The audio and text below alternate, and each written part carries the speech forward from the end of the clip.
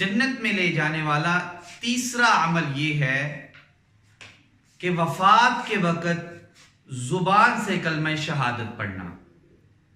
ابو داؤد کتاب الجنائز حدیث نمبر 3116 عن معاذ بن جبل رضی اللہ تعالی عنہ قال قال رسول اللہ صلی اللہ علیہ وآلہ وسلم من کان آخر کلامہ لا الہ الا اللہ دخل الجنہ۔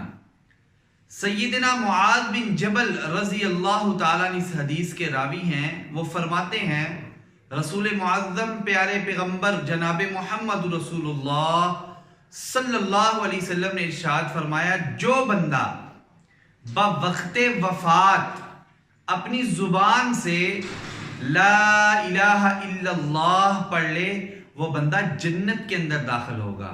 ہماری اس ویڈیو کو لائک، شیئر اور کمنٹ ضرور کیجئے اور ہمارے یوٹیوب چینل کو سبسکرائب کیجئے۔